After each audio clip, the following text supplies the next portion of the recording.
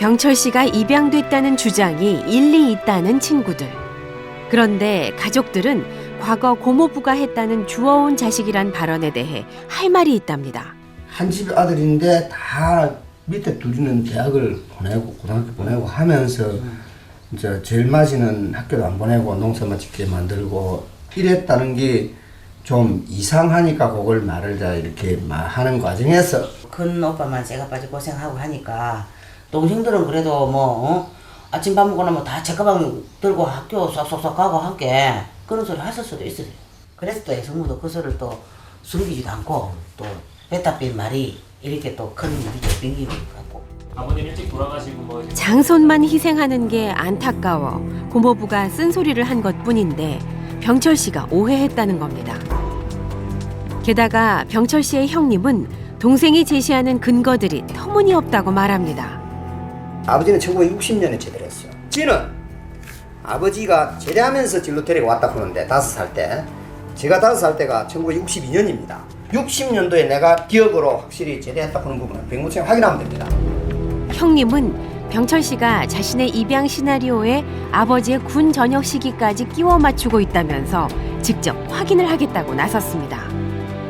결국 병철 씨를 둘러싼 출생의 비밀을 밝히기 위해 유전자 검사를 진행하기로 했는데요.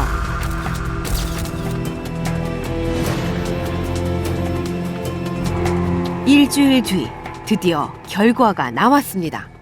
어머님하고 작은 아들 검사 결과표거든요. 염색체가 15자위가 모두 일치를 하기 때문에 99.99 이상으로 친자다라고 판정을 내렸습니다. 어머니는 물론 형님과도 일치. 병철 씨는 강씨 집안의 둘째 아들이 확실합니다. 그리고 아버지의 전역 시기도 확인됐는데요. 기록에 따르면 병철 씨의 아버지는 조두형 사건이 있었던 1962년이 아닌 1959년에 전역한 것으로 밝혀졌습니다. 그렇다면 병철 씨는 왜 자신이 입양됐다고 믿는 걸까요? 나는 그래도 조금 더 컸지만은 지는 애일 때 부모 떨어져갖고 부모라고는 모르는 알아. 부모에 대한 기억은 없는데 지는 오죽하겠나 싶어서 지가 그래서도 난 처음에 안쓰럽게 늘 이렇게 생각을 해왔었어. 병철 씨가 5살이던 62년 부모님이 돈을 벌기 위해 부산으로 가면서 형님과 병철 씨를 할머니 손에 맡겼다는데요. 그래서 병철 씨에게 어린 시절 부모에 대한 기억이 없을 거랍니다. 혹시 그런 것들이 왜곡돼 지금의 글을 만든 건 아닌지 가족들은 염려하고 있습니다. 잘 나가다가 어느 날 지점장 할 때는 연봉도 몇 천만 원이 되고 해가지고 아이엠부터 팽이 당하고 처갓집 살이를 해. 밑에는 자기 이제 처하고 가족들, 처가 가족들 살고 아들하고 2층에서 지 혼자 이렇게 살다 보니까 그게 언젠가는 내가 탈출을 해야 되겠다 이 생각을 할 갖고 있었던 기라.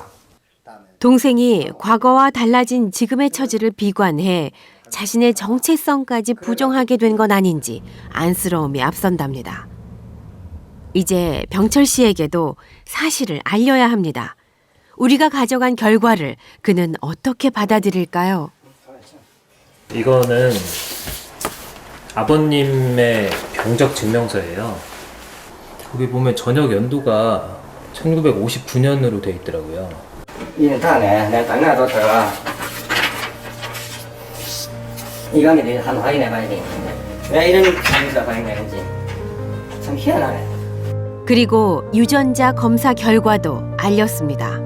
그런데 국내에서 하는 거는 똑같은 거로 논다 내가 분명히 조작이야.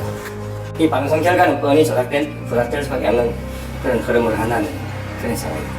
어쨌든 친어머니는 아니라는 거예요. 친언니는 아니지. 아니고 내가 자기 입으로 이야기하는 걸 내가 몇 번 들었는데 그렇게 하겠나. 그는 어떤 사실도 받아들이려 하지 않았습니다.